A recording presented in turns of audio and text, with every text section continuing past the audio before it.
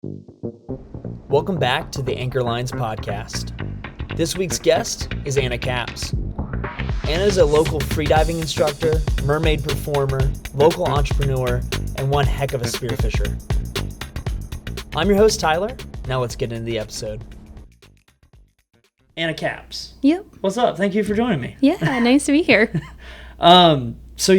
Thank you so much. This is pretty awesome. You are, as it reads in your bio, I'm stealing this from you, a full-time water woman. Yes, I am. Making a living on the ocean, living on a boat. Yep. Doing some crazy stuff. Yeah.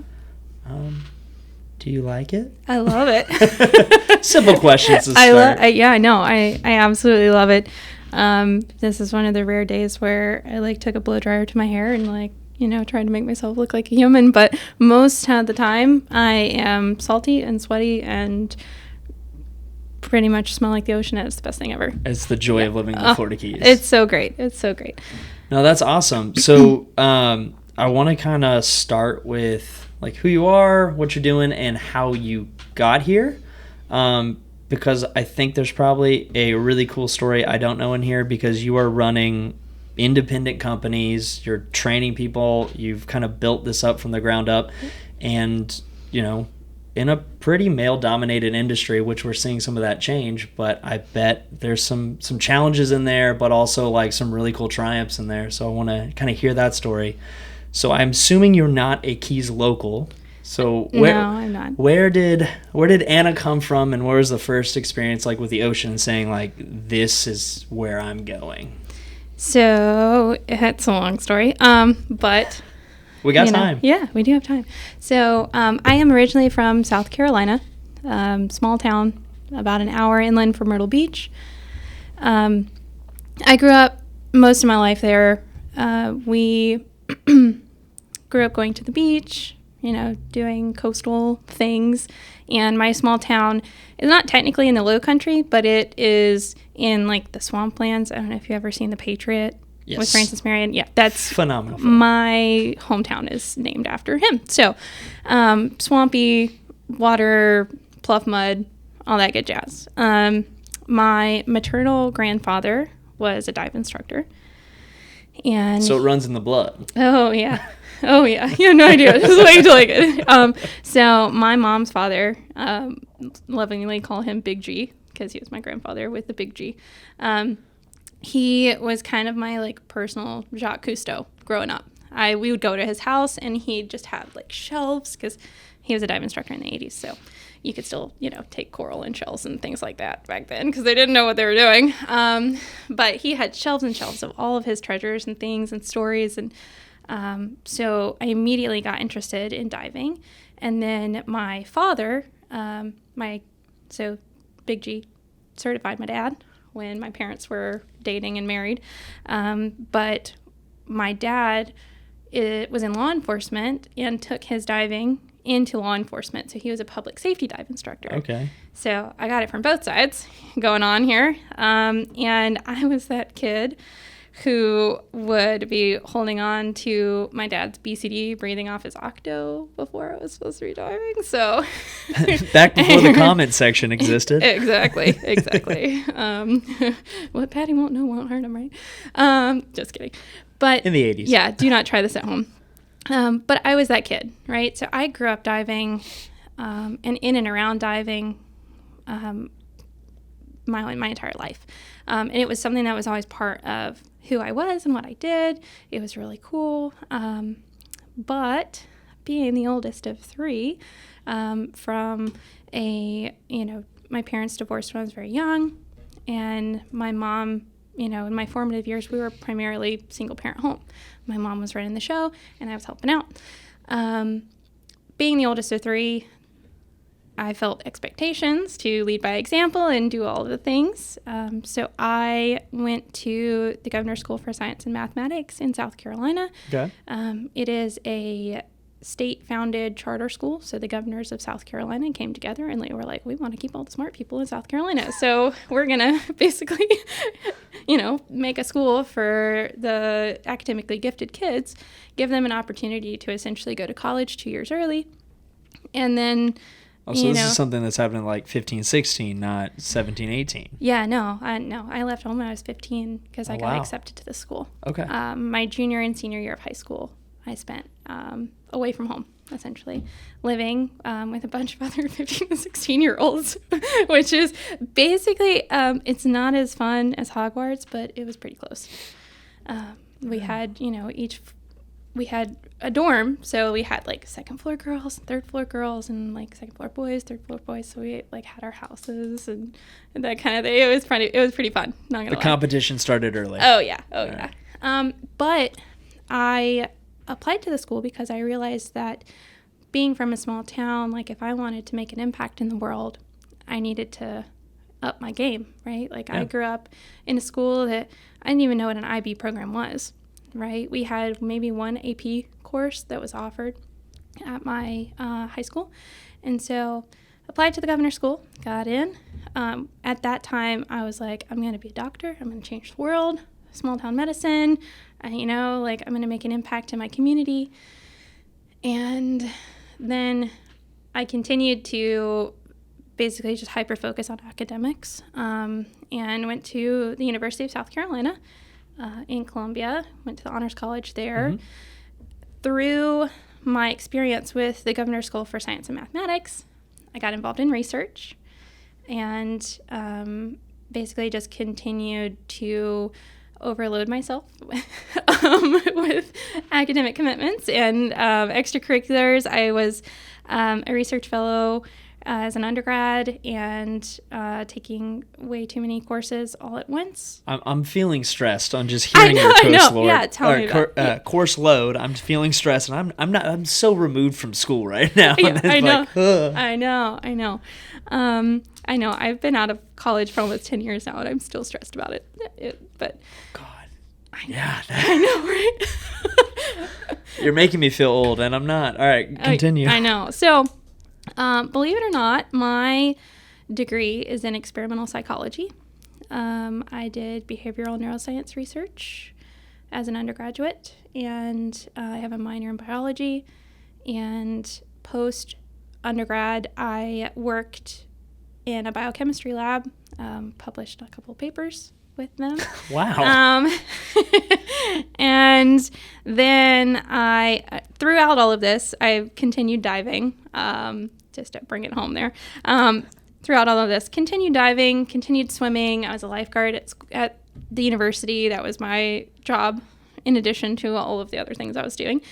And about my senior year of undergrad, I decided, I was like, I really want to get back to really diving. So I reached out to the local shop, started my rescue diver, because at that point I was just an AOW. My dad had done all my certs. I can tell you a bunch of weird stories about the dives I did for that. We'll get in that. I don't think a lot of us did it right at the beginning until we're like, we want to go pro. And they're like, well, you need all these things. We went, ooh. Right.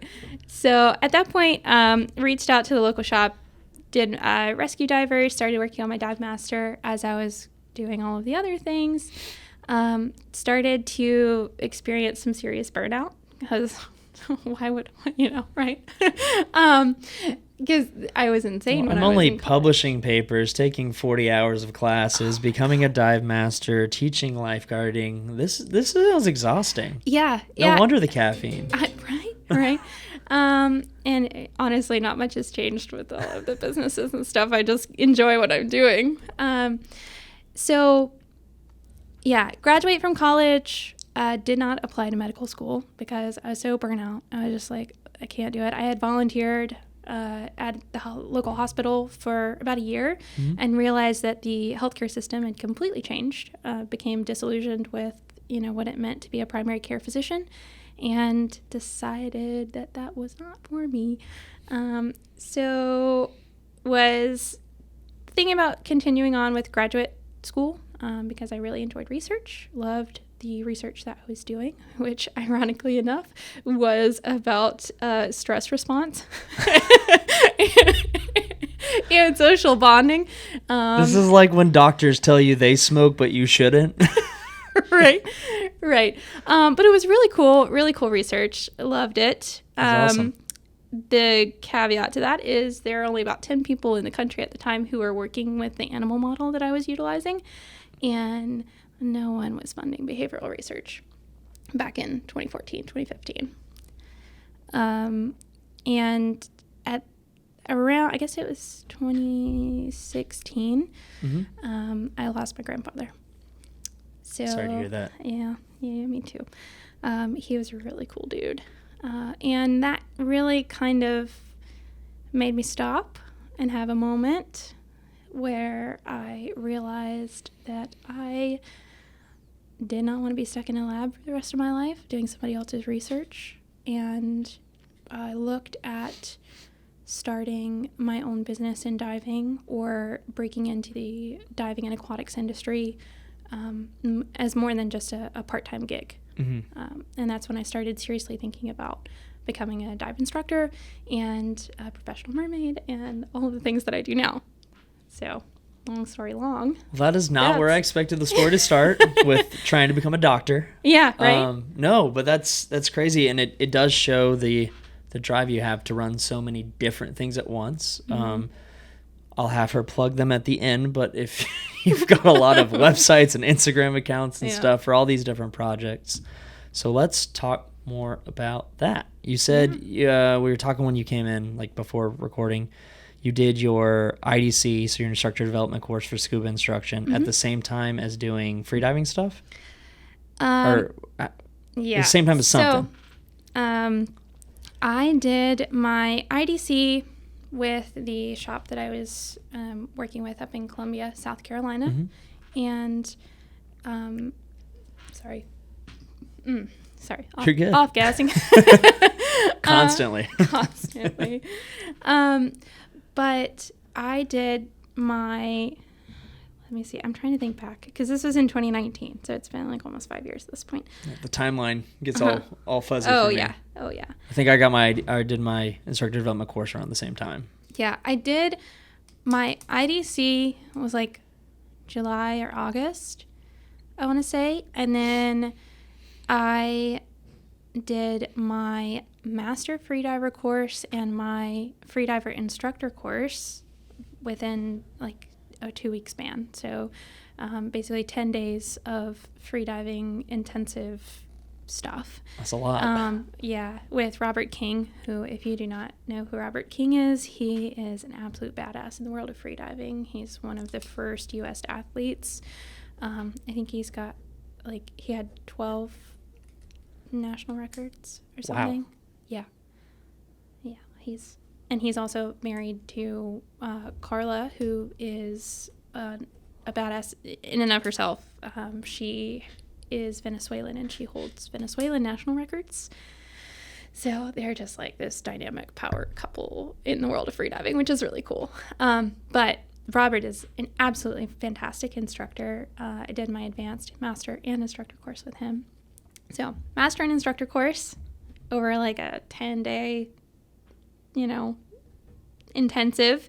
And then the next week I took my IE. Whoa. So I got my instructor status for freediver instructor and my OWSI like all within like 3 weeks. All right, so I know nothing about the freediving test, but I know the OWSI, and it doesn't matter how confident or strong you are. You go into that a little nerve-wracking. You're nervous. You're not sure what's going on. And so you are literally taking 2 other full exact same courses right before doing that. That's going to be a lot of stress. Yeah, it was a lot of stress. And given the opportunity, I probably would not structure it that way again. But it's just, it's how things lined up. And at that time, because this was, like I said, 2019, it was hard to come by PADI instructor courses. PADI was relatively new in the world of freediving in terms of the upper level course development. And so it took me, just to find Robert so that I could take my advanced course with him in 2017, it took me, I had to call Lucy and Christina and Eric, and I was emailing Eric every week. For those of you who don't know, Eric is the program director for PADI, freediving, and their course director, programming, and like he's the go-to guy. So talked with him a bunch recently, actually. So yeah, he's great. He's so fantastic. He's really been super helpful, both as a friend and industry professional. Every time we talk to him, like related to our dive shop, he's like, "So when are we doing it?"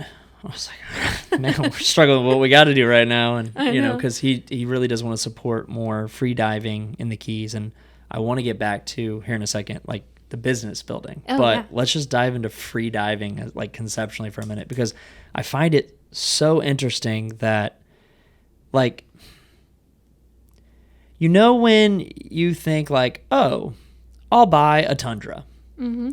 I never see Tundras on the road. And then you buy a Tundra and then you see them everywhere, right? Yeah. For the longest time in the Keys, honestly, a lot of places, it's like if you saw a free diver, it's like, oh, that's that one person we know that's an Olympian, like right. They're crazy. They're well beyond us.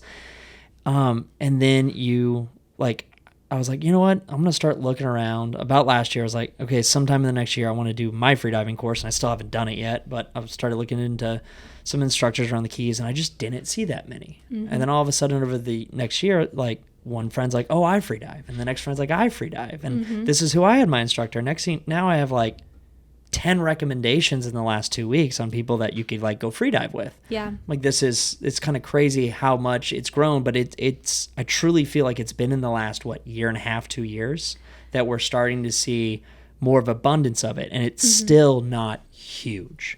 So like the growth of it as a sport, like what are you excited about?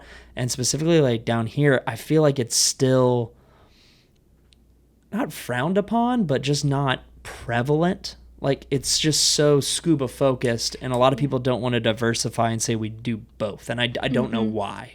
So I don't know if you want to talk on any of that. Yeah, there's a lot to unpack there.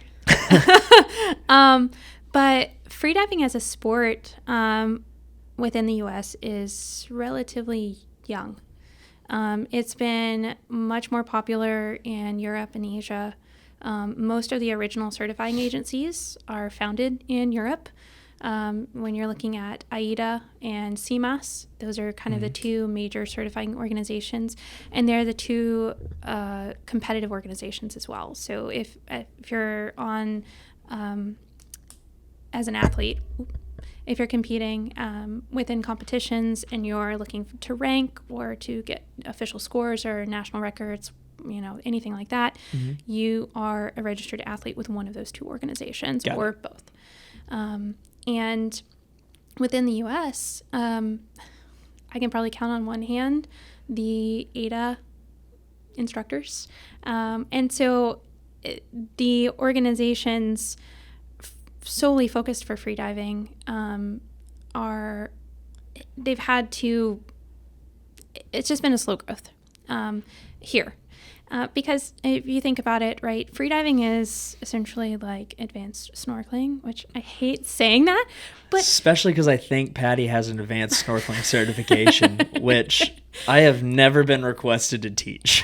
I don't know that they have that anymore. We could talk to Eric, but they're working on restructuring their skin diving stuff. No, I knew they were. I just haven't looked into it recently. Yeah, but when you think about it, right, there is absolutely nothing stopping the layperson from picking up mass fins and snorkel and just going out and doing this on our own. 100%. Right? Whereas take a book, read, try it on your own. Now, is it safe? We can question that. Right. But with scuba, right, everything is so equipment intensive that, and there's so many regulations because back in the 80s when people were doing, dumb shit. Cowboy diving. Right, yeah, right. Breathing off their dad's octo at 12 feet while holding on to the obesity. We learned a lot, and the industry has self-regulated, right, and put structure into place so that it creates a safer sport, but it also helps funnel education to the people who are interested in the sport. And I think we are still in that early growth stage when it comes to the free dive programming. And the scuba-based organizations are starting to recognize that free diving is extremely accessible to almost a wider audience than scuba is, right? If you look at the startup cost for scuba compared to the startup cost for free diving, right? How much did you spend on your BCD and reg and, all of that stuff when you first Depends on who's selling you, but right? You ain't walking out of the door for under $1,000 with training and gear and all that stuff, and you're talking somebody gave you friends and family benefits on everything. Exactly. You can do it for cheaper with rental, but it's I love scuba. Sometimes you just want to shed the equipment. I know, it's so much nicer, but especially in terms of the longevity of the sport, right? We've got to bring in younger people. And as your fellow millennial, I can tell you, we're not making a ton of money, right? So, welcome to the club. Exactly. And scuba diving specifically has consistently been a luxury sport. And I think free diving is really a gateway for, making an impact in the lives of people who don't have the money to spend on scuba. Right? You can literally, for a level 1 course, I did my level 1 course in Speedo swim train fins, like the training fins that you wear when you're practicing your flutter kick for, freestyle. I did my level 1 course using those fins. Like, you don't need the $600 carbon fins and the super low volume mask. Now, there are a couple of other certifying agencies out there who are more performance-based, right? So you've got PFI and FII, and those guys have been around a little bit longer than the PADI program. But in my opinion, the PADI program, specifically the level 1 course, I call it the gateway drug, because just enough to get your feet wet. Yeah, it is so accessible to pretty much anyone who is interested in being in the water, right? There's not these. You're not talking about diving, to 20 meters on your requirement dive. Like, you're not going to 60 feet if you don't need to, right? Yeah. And you can do it in your basic mass fin snorkel that you get off Amazon, right? We don't condone that because we, as people in the dive industry, want to see our students, succeed and use the proper equipment that is safe, and that's going to set them up for success. But to have a sport that brings people to the water in such a relatively accessible way is just... to explore with what can fit in a backpack. Right. Yeah. Versus, Yeah. I don't know if you tried to fly with a back plate lately. No, that's not happening. But you can take a carry-on and your long blades under your arm and stick them in an overhead bin in an airplane and go to the Bahamas for 4 days. I 100%. It's great. I've gone to landlocked states and brought a mass fin and a dive computer just in case. Yeah. Because you never know where you're going to end up. Exactly. But, yeah. No, that makes sense. Which it's funny because if you look at how the dive organizations are doing it, they're doing the exact opposite of what you're saying. And maybe I'm wrong here, but they're using the accessibility of the sport, or you're saying the accessibility of the sport can bring people in, hopefully. But then people like PADI and NAUI, who are starting to offer free diving, they're using the accessibility of people who've already dove scuba, like, do you want to try something new, to have a mass market to talk to. Now, if that market is working, but it's a good, interesting place to start because, whether you like the organization or not, you trust safety records. Absolutely. So, the water safety record is going to be like, okay, well, we're more likely to give this a shot than, I guarantee a lot of people that are U.S.-based divers probably haven't heard of CMAS before. Oh, yeah, no. Like professionals, we've heard of all these things because we're talking about it all the time, but I doubt, Yeah, even when I was working at one of the local dive shops in town, I had to make a cheat sheet because all of the other girls who were working at the desk, they were like, what is CMAS? And I was like, it's another certifying organization. And the only reason I know that is because I'm in the freediving world. Yeah. Right? And I think, well, kind of going back to like the way the certifying organizations are marketing this, I think there's really two target markets, right? Yeah. And I view the marketing for freediving kind of as like a pyramid or a funnel, right? So the pyramid sounds sketchier. Let's go with funnel. Okay. Right. Funnel, but we're working from the top down, the way things flow. But you've got the level 1 course, which is incredibly accessible, right? So if you're a scuba diver, bring your mask fins and your RK3, your whatever you want to dive with, and you can hit 30 feet, right? As long as your technique is good. If you're, a 15-year-old kid who wants to go spearfishing, come on, take the course, right? And then as you progress through the levels, the advanced, now you're talking about deeper dives, residual volume, mouth fill, the science changes, problem solving, right? And then the master level, you're thinking, okay, maybe I'm competing, and the pool is a little bit smaller, right? So it's that inverse pyramid or funnel or whatever. And I think a lot of the certifying organizations structure their scuba programs like that, which makes a lot of sense. Very much so. Right? But also, so we're talking about the scuba divers, right, who maybe are unfortunately aging out of the sport because the equipment is so taxing. And there can be accommodations made, right? Like you can put your gear on in the water. There's adaptive diving and things like that. But for some people, especially divers who have been doing this so long and are so experienced, to have to ask for help, right?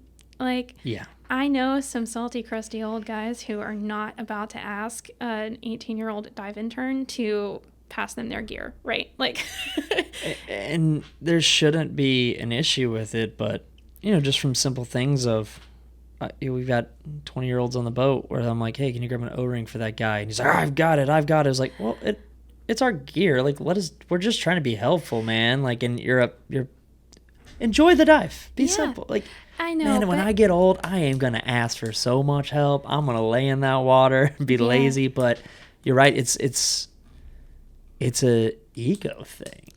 Yeah. Well, yeah, it's an ego thing, but I think it's also just, I think about when I'm on a dive boat. I'm only 31, right? But I've got like 20 years of dive experience under my belt.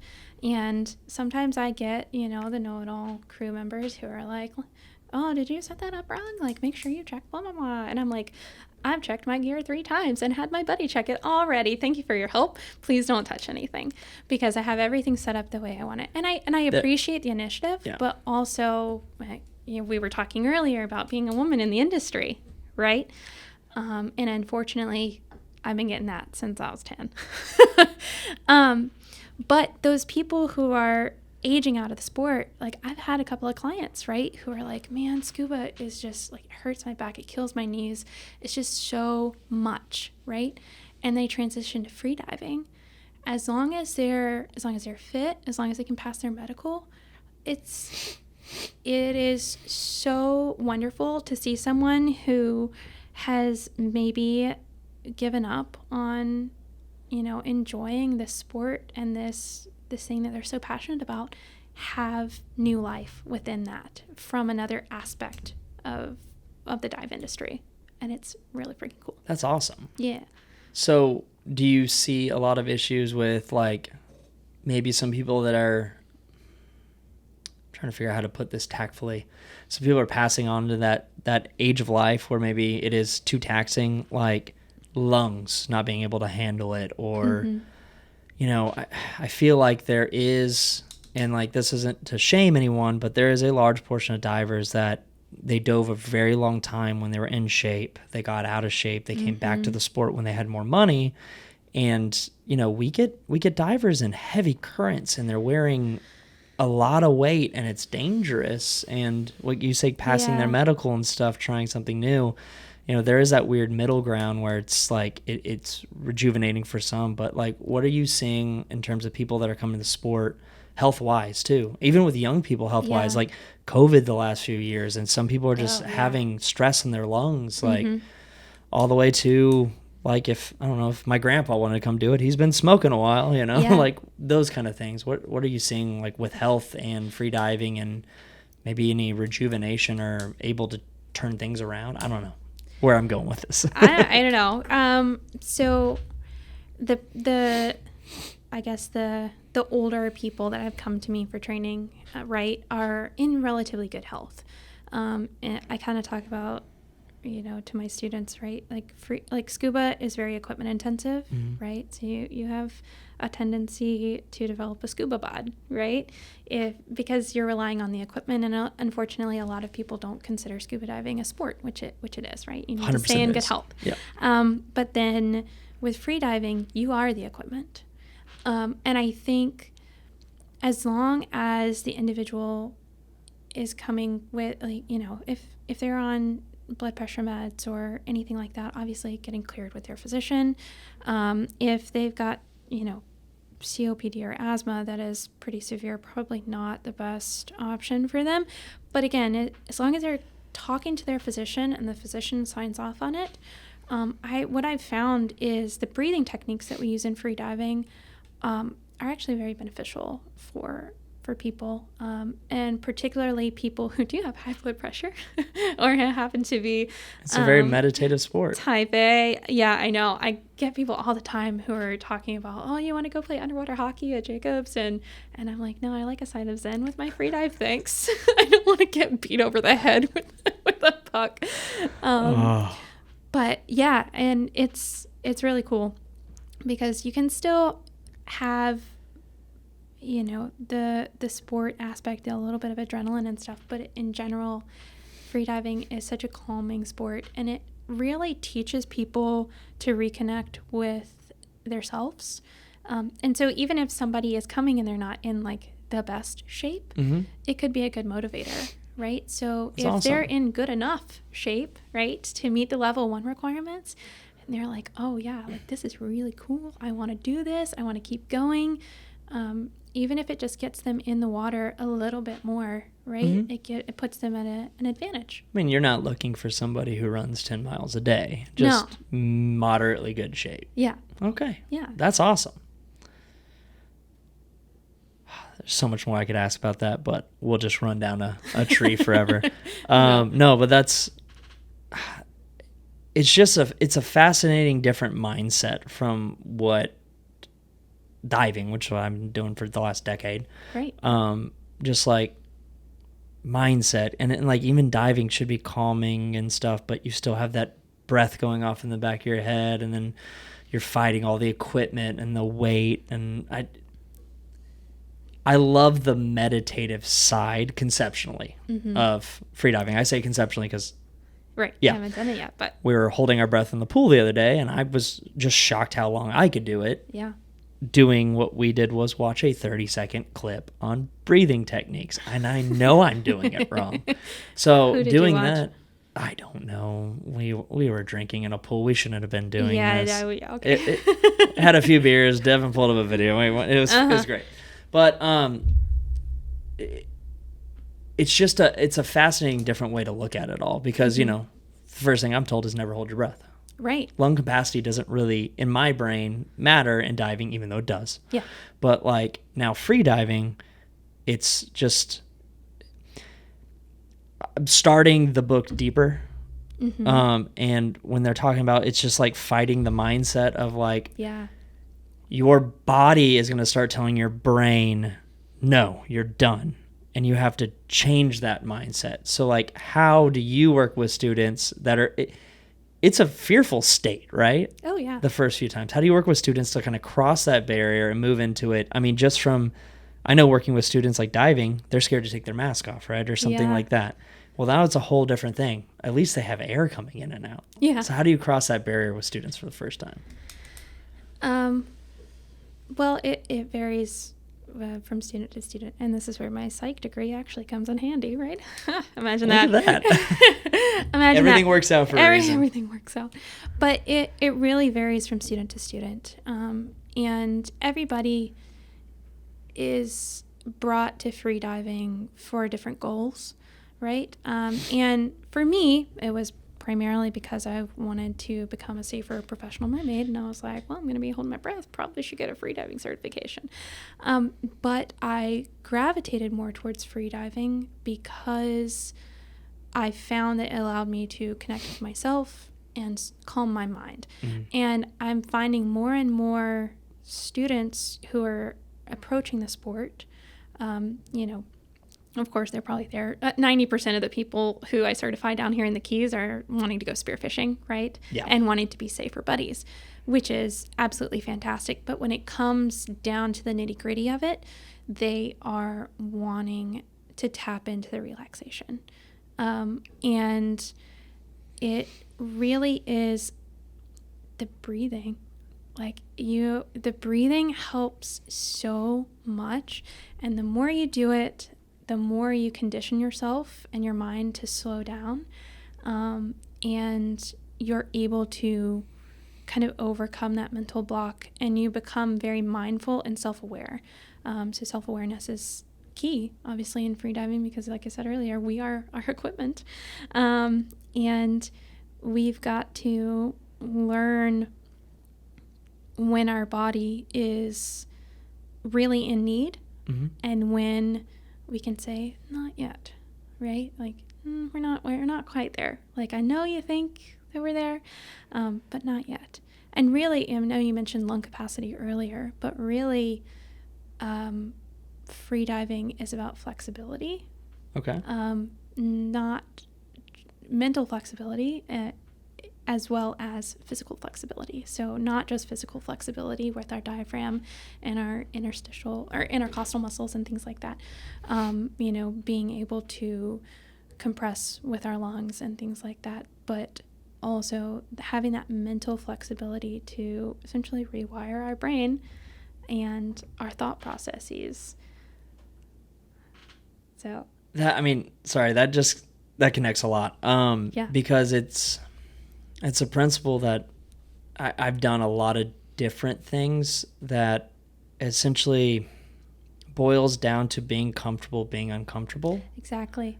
And being calm and cool and collected in those. Mm-hmm. Now, the breathing techniques might have helped in all the other stuff. Yeah. But I mean, there's a lot of good that can do for you out of the water. I mean, just being able to be in uncomfortable situations mentally, and now you're doing it with the added safety risk of mm-hmm. the fact that I'm in the water. I feel like this is just such a beneficial thing for, like, if you feel stuck in other things in your life, like, doing this could probably, like, get you out of the yips, for lack of a better phrase. You know what I mean? Absolutely. Like, I think my maximum surface interval window is about 2 weeks before I start going, like, my type A brain just starts taking control, right? Mm-hmm. And then as soon as I'm back in the water, as soon as I do a freediving session, static, dynamic, or out spearfishing, I feel so much more aligned and just reconnected with myself again. And it is for people who have difficulty, like, regulating thought, or are, on the mental illness spectrum, like so many folks, or just having difficulty processing things. Freediving gives you an opportunity to learn to trust yourself, and also learn to trust your buddies, and really recenter and realign who you are, which is, and I know it sounds kind of wooey, right? Like, oh, I'm all zen and meditation, when in actuality, like 90% of the time I'm like super high strung. But when I'm freediving, right, I am the best version of myself that I want to be, which is why I gravitate more towards freediving instruction, and I've rebranded my entire business to be breath hold diving. I still teach scuba, but I don't enjoy it as much, and my scuba instruction style is very different than my freediving instruction style, and I've noticed the mindset with which I approach both things is completely different. would you attribute like some of that to your success in business too? Because I kind of want to hit that aspect as well. Yeah, sure. Like free diving, resetting and calming like in between the high strung moments so that you can be successful running multiple different aspects, multiple different styles of training, probably different training locations, dealing with, I mean, correct me if I'm wrong, it's a one-woman operation, right? Yeah. Same person who answers the phone, the same person who takes the checks, the same person who has Exactly, to do the yeah. taxes, same person who has to do the training. Yeah. Well, then, yeah. It kind of seems like that's an answer is a yes then. Yeah. Yeah, I don't know that I could do all of this if I wasn't freediving. There are definitely days, like I said earlier when I walked in, like I'm kind of in a funk today. And it just happens, right? You, especially as an entrepreneur and especially as connected as everything is, you know, we try really hard within the industry to be collaborative, right? But there's still, you know, there's still some competition. There's still, you know, occasionally a little bit of jealousy or, you know, it is what it is, especially when you're an entrepreneur and you're like, man, I've been working so damn hard and I'm so tired. But with freediving, you know, it really, again, keeps me aligned, keeps me grounded, and keeps me in a headspace where I can be collaborative, where I'm more focused on, I want to do this really cool shit with this, you know, this awesome person who's also doing this really cool shit. And so it really helps. I know me personally, again, like I said, the type A brain is running all the time. And freediving, the reason that I've made it my business is just because, like I said earlier, I am the best version of myself when I am freediving. And that's the version of myself that I want to present to the world. And I want that version of myself to be in charge of leaving my impact. That is powerful. Yeah. No, that's awesome. So let's talk about businesses. Yeah. You got a couple brands, a couple businesses going on. How has it been? I'll give you a couple things so you can kind of weave them because I know it's all going to be interconnected answers. Yeah. But how has it been kind of taking the leap off of, I'm assuming there was some stuff that you were making money from and then you maybe leaned into it either all the way or part of the way at a time. How was it moving away from kind of the safety net of having like maybe a standard job or, you know, somebody else who was dealing with if we go under or not and you're just taking a paycheck to this is all me? How has it been figuring out things like, oh, I don't want to teach scuba. I want to do this, but maybe I don't have enough of this. And then finding, you know, the right people to come and do it with. Because I honestly believe this, and I've made some people mad saying it, the customer is not always right. No. Especially because we do very safety intensive things. Yeah. The customer is often wrong, and my job is to tactfully teach them they are. Exactly. Yeah. Yeah. They're paying you for your expertise, right? It's like going to a college course, right? I'm not going to walk into a college course and be like, I actually think that this is the way we should be conducting the course.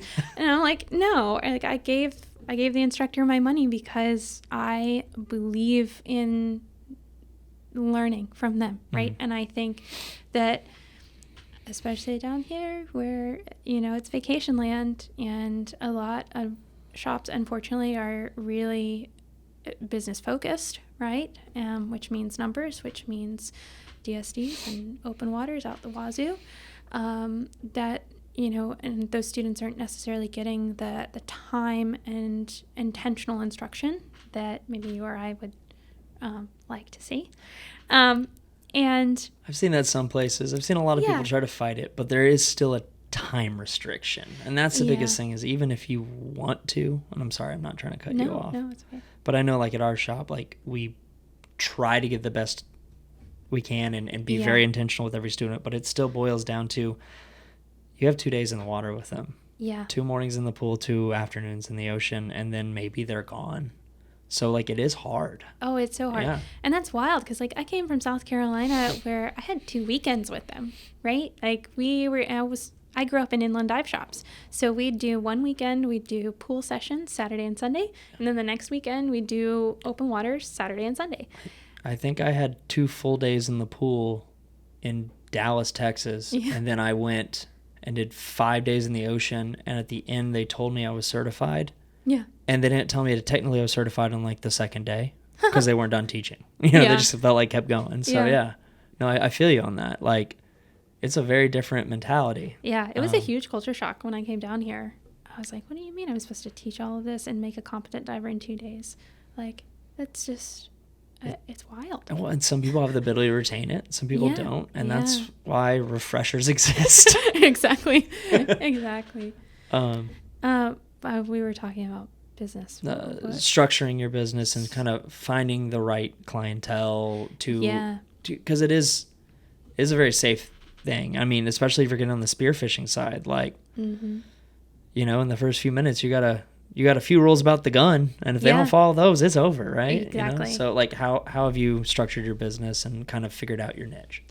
So back in South Carolina, my business was structured very similarly to the way it is structured now, with the exception that diving was replaced with swim instruction and lifeguard instruction. So I had kind of an umbrella business, Deep Blue Aquatics, and then I had Deep Blue Mermaid and Deep Blue Training. That's a DBA for you guys, if you don't know. Yes, or as Florida calls it, a fictitious name.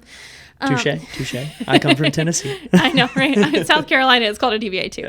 Yeah. But then when I moved down here, I really didn't want to teach swim lessons. I didn't want to compete. Like, Jacobs has its own thing going on. You know, Founders has its own thing going on. And I came down here to dive. So I did work for some local dive shops. My first couple years, I've been down here for 3 years now. So my first couple, four? What year? I moved down here October 2020. So yeah, 3. Coming on 3.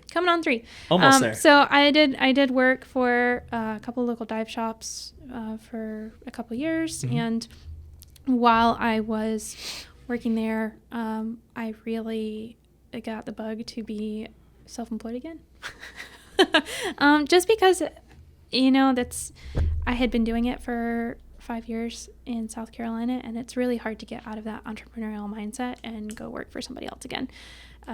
And so I took the opportunities that I gained from the dive shop down here, and looked at those and kind of really looked at my business as I transitioned everything down here and really focused on how to best structure my business down here and what I wanted to offer the community, and again, what made me the best person, right?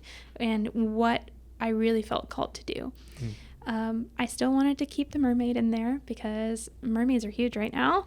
And it is growing. It is, yeah, it's growing. And I've been a professional mermaid since 2016. I absolutely love performing. I did dance when I was growing up. I used to want to be a ballerina, but being 5'1", my ballerina career was very short-lived. So, I put on a mermaid tail and suddenly I'm 6'5" or something like that. So it's pretty great. But I definitely wanted to maintain the performance aspect because that's my creative outlet. And really what I saw down here was an opportunity to bring free diving to a community that really, really needed to benefit from the safety. There have been way too many deaths down here with spearfishermen, people who are overweighted and undertrained and overexerting themselves. And also, we touched a little bit on it before, but diving as an industry historically has been very male dominated, and I've been in the industry since I was a kiddo, so I can tell you it's really uncomfortable when you're on a dive boat and you're wearing your favorite bathing suit and there's like this 70-year-old man looking at you funny while you're trying to put your wetsuit on. And I really wanted to create a space for women specifically who are interested in free diving and mermaiding and just connecting with the water without having the pressure of maybe the male gaze or male tendencies and explanation and the machismo that tends to come with a male dive instructor. Not to it but unfortunately it is there, right? We have our moments. I have spent the last few years learning to not interrupt as much, whether that was from being chauvinistic or just the fact that I like to hear my own voice. Whatever, we can get into psychology. Right. I think it's just I like to hear my own voice. But I've had to work on that. So, yeah, no, I get it. There's that tendency, whether it's ill-placed or not, that can be up for debate. But sometimes guys dominate the space when they shouldn't. Or when it's not their place. Yeah. Well, and like I said, freediving as a sport within the U.S. is fairly young. But the majority of the instructors for this very young sport have been male, which is consistent throughout the dive industry in other facets, right? And most of the competitors from the Western world, right, have been male.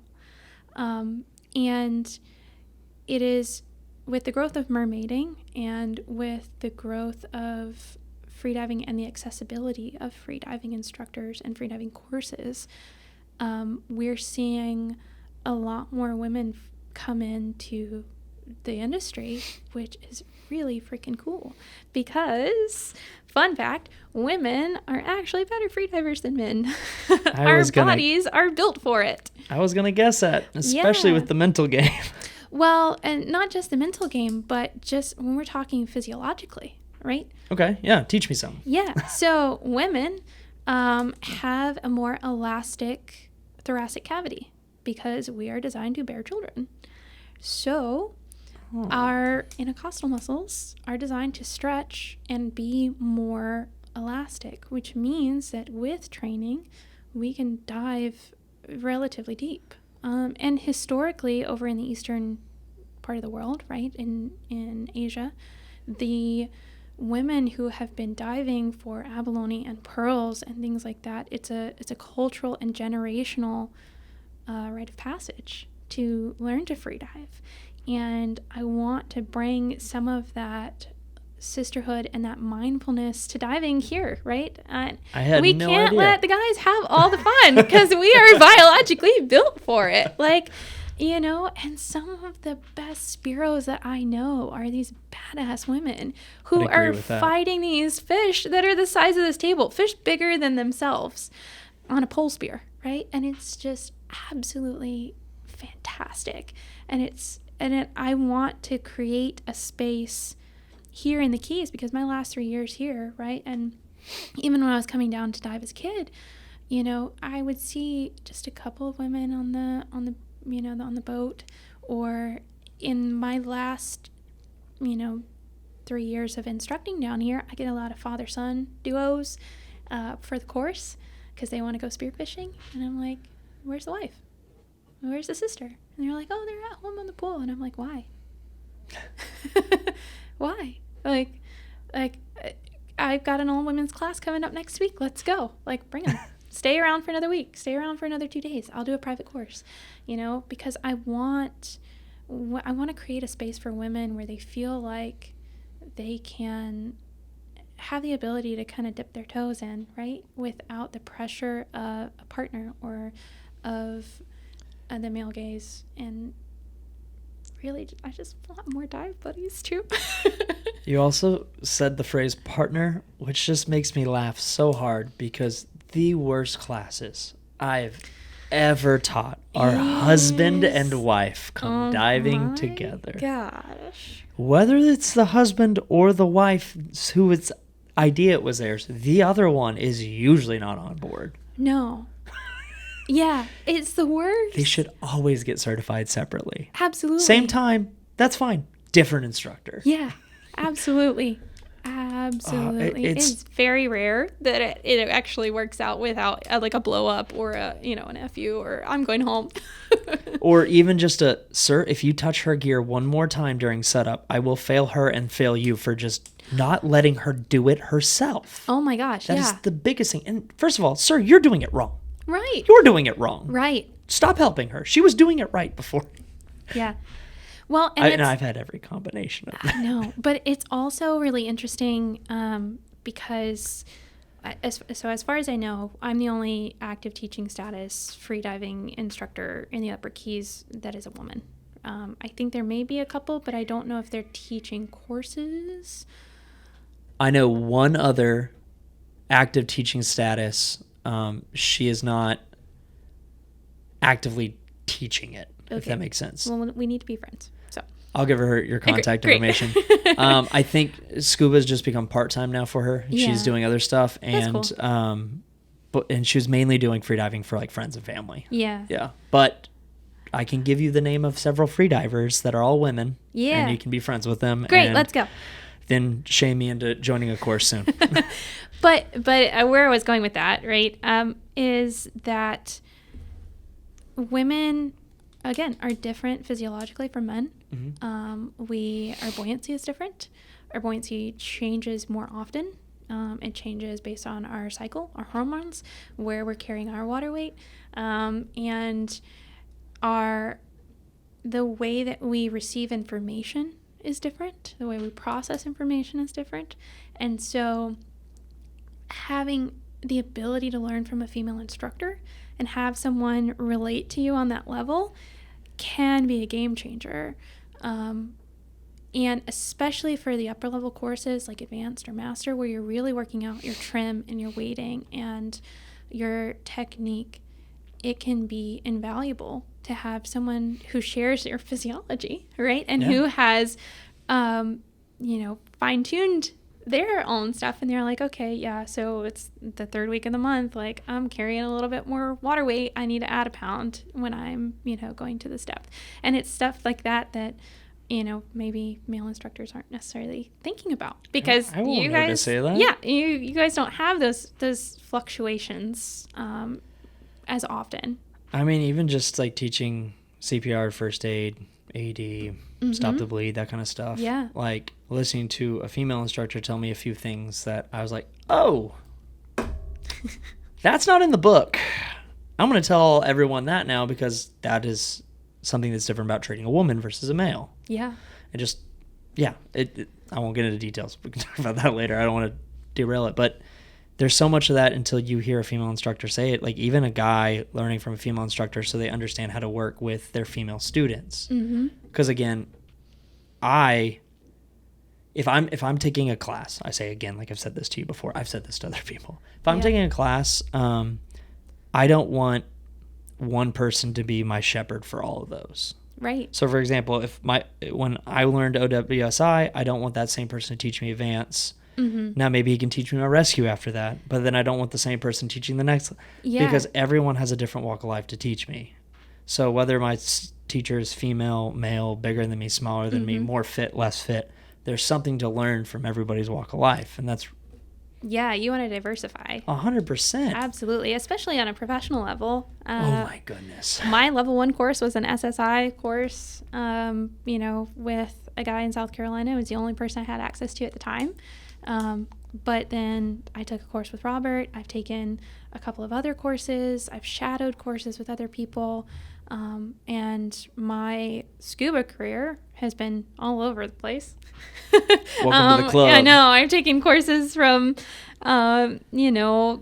the crusty old guy who, has a shop on the coast. My dad did some of my courses. I've taken courses with 3 different instructors at Columbia Scuba as I was developing professionally. But it's so important to really get that diversification, because you never know what you're going to learn from. I've stolen so much. The best things are stolen. Oh, yeah. But I mean, with every topic, I like to have at least 2 points of view on it. And they literally can be just both be men that are relatively fit that are teaching, but like they've learned it a different way, or they can be 2 different people from 2 different walks of life. It doesn't, it does and doesn't matter on that aspect, but like just getting a different mind on it. Yeah. It's like, dabbled in technical diving and most of it's been from one instructor. I am looking to learn from some other instructors, and there's a pile of books on that desk in there that are all about technical and free diving. So yeah, it's just, you have to diversify those points of view. Otherwise you are stuck forever. Oh yeah. And sometimes you need the crusty old man with machismo, whatever that word was. Machismo. There you go. I can't say that right. Yeah, they have a lot to offer, the wisdom. They do. And sometimes you need someone who is maybe not the personality you want to learn from to make you a little uncomfortable, because it's important to be uncomfortable in life a little bit. Yeah. Now, you don't need the male gaze and you don't need an asshole, but a little uncomfortable is okay. Yeah. There's a difference. Yeah, an opportunity for growth. Yeah, and know the difference and get the fuck out if you need to. Right.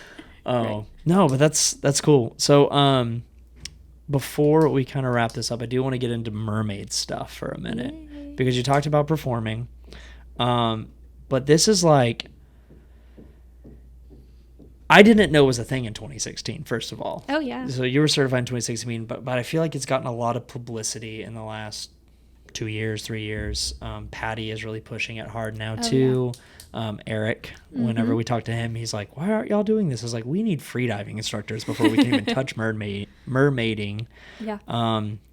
There's a connotation that it's for female only, but then again, I know 2 guys that are certified mermaids. Oh, yeah. There's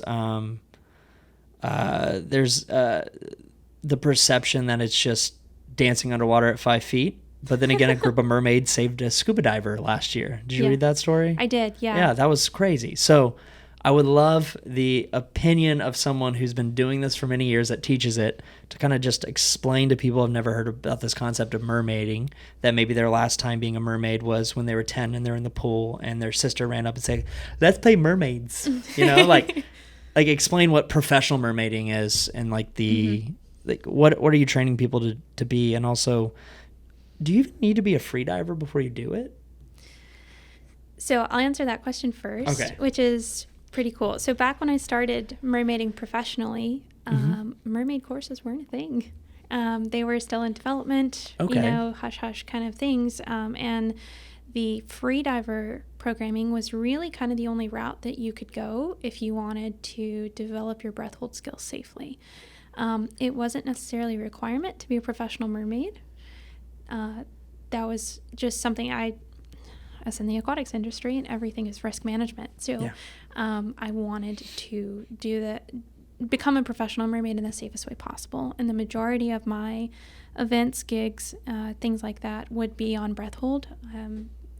I have some varying thoughts about mermaiding on scuba. We can talk about that later. But I wanted that, and so that's why I looked for freediving. Okay. But mermaiding, as a course program, so the Patty Mermaid course, is really something that's totally wonderfully unique. It is really cool. And it is very closely aligned with the freediving program, because a lot of the skills overlap, because it is breath hold diving. But there is this artistic element in it that doesn't exist really in any of the other program tracks for diving. And it's really freaking cool, because you still come to it, right, with a mindset of, okay, this is a sport, but also this is an art. And you get to be that, little kid that's like, I want the pigtail, right? And I mean, it's still fun. It's just really cool. And some of my first clients were actually a honeymoon couple who did the course together, because they got a blowout day for their open water course. And they were like, we want to do a Discover Mermaid course. And they had a blast with it. And it's so fun. It's so accessible. Again, the kids can get a mermaid certification as young as 6. So the basic mermaid cert, I believe 6 or 8. Is it all pool, or do you? Yeah, that's all pool. For the advanced mermaid course, which is the one that has the open water component, I think you have to be 12. Don't quote me on that, because there's an instructor manual for that, so I don't have to memorize it. But the majority of the course development takes place in the pool, as with most other courses that we have, right? And the advanced mermaid course is really just focused on developing safety skills and proper wading for open water, things like that. But it's very minimal. And if someone were to consistently be mermaiding in open water, I would definitely recommend a freediving course. So it's kind of like mermaid program. We're talking about that funnel again, right? Yeah. So mermaid programming is a larger part of the funnel, and then that kind of funnels into the freediving program. That may be an issue with the marketing for the program too, because I, along with several people I've talked to this about recently, are all under the impression that mermaiding comes after you get a freediving certification. No, not at all. So that actually could be a barrier to entry that a lot of people don't realize, or going to hopefully realize doesn't exist. Yeah. That's interesting though. So you can mermaid on scuba. There are a lot of professionals within the industry who do, and we're talking advanced level skills, right? But for those of us who scuba regularly and understand physics, mermaids do a lot of flips and tricks, right? Kind of takes away from the mystic of it. Yeah, well, so there's that aspect, but also whenever you're mermaiding on scuba, if you're at 15, 20 feet of depth, right, even a 2 to 3 foot change in your buoyancy as you're doing a flip could mean an embolus or an overexpansion injury. And to me, the risks do not, or the fun and magic don't outweigh the risks for that. So that's why I'm really, yeah. I should have thought of that. I'm kicking myself right now. I mean, there are the two main kind of performance groups that utilize compressed air for mermaid performance work. Their safety team is absolutely incredible because they have to be. And all of their fellow mermaids are trained rescue level or above because they have to be. And even still, I'm hesitant to mermaid on compressed air if there's any depth change involved, which as a mermaid performer there usually is, right? Because we want to interact and move around, and you have to be very, very careful. So breath holding, free diving, is probably the safest way to be a mermaid performer. And I actually had this conversation with, we had the Patty Mermaid Summit, which I'm sure Eric may have mentioned when you guys were chatting. We had the Patty Mermaid Summit up at Vero Beach. It was organized by Brandy Anthony, also known as Vero Beach Mermaid, and Mermaid Free Dive. So she is absolutely fantastic. Her marketing is off the train, and she's a really, really good friend and fellow diver. But my presentation within this panel of, kind of think tank summit-like stuff, was on safety in the high-level performance industry, because the dives that we're doing as mermaid performers on breath hold are master freediver level skills. And unfortunately, the mermaiding industry is even younger than the freediving industry. And so people are like, oh, I'll get a mermaid certification and they'll be able to go perform in an aquarium. And I'm like, your advanced mermaid certification is a great starting point. From there, you need to get your freediver certification and your advanced and probably your master. They're doing local theater, and that's Broadway. Yeah. Okay. Yeah. So because what we're doing, I've done a couple of performances in aquariums that are 15 feet deep. And I am utilizing a buoyancy control technique called exhale dives. So I am exhaling to control my buoyancy. I'm not wearing any weight, which in the world of free diving is called a functional residual capacity dive, because as a woman, I tend to be a little bit more floaty. So I am on probably at least a half, if not 3/4 exhale in order to get down to 10 feet to interact with people. And I'm doing a 1.5 minute dive on that. So it really is a highly advanced skill. And it may look super pretty and it may look super easy, but like I said, freediving, the mermaid courses are a good place to start. Mm-hmm. But as someone who has been in the professional industry, if you're looking to be a professional performer, and there's all levels of professional mermaids, but if you're looking to be in aquariums doing performance work at depth, then the freediving program track is the way to go, for sure. Awesome. So that actually, I've learned more about mermaiding in 5 minutes than I have from all these other conversations, because even so, the mermaid saves a scuba diver story happened the day we all got to DEMA last year. Yeah. And so then every panel is talking about it, but no one actually, they're all like, mermaid's big, you should sell it, you should do it, freediving too. No one ever actually explained the program. Yeah. I guarantee that everyone at my dive shop thinks you have to be a freediver to be a mermaid. No. I would put money on it. Yeah. So, and we're all PADI professionals. Yeah. That's a red flag to me. So, not necessarily a red flag, because maybe it's safer to do it that way. Yeah. But in terms of marketing, just an idea. I don't know. Yeah.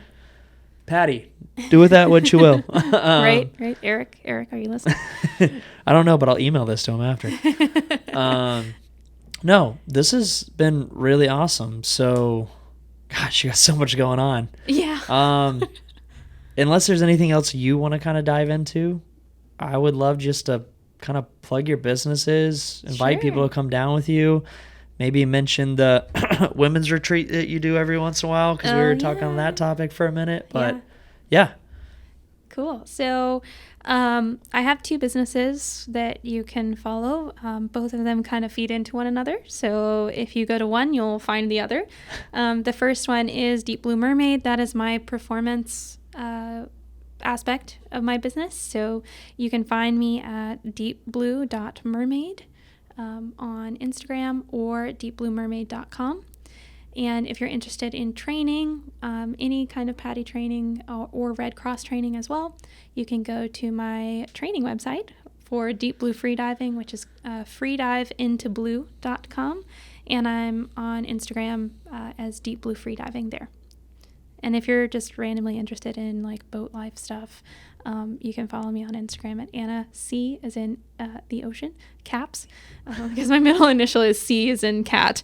But I wanted to put some ocean stuff in there. So clever. yeah, so my more personal and kind of day-to-day Instagram is Anna C Caps. And you get to see my cats and boat life and other random stuff there. But yeah, so that's pretty much it. Amazing. Well, thank you for letting me steal well over an hour of your day. This has been awesome. I'm super excited to share this with everybody. And this has been an episode of the Anchor Lines podcast. Thank you for everybody for joining, and we'll catch you on the next one. Awesome. Thank you so much for having me. Do us a favor, like, subscribe, comment, leave a review wherever you listen to podcasts. We're currently available on Apple Podcasts, Spotify, and YouTube.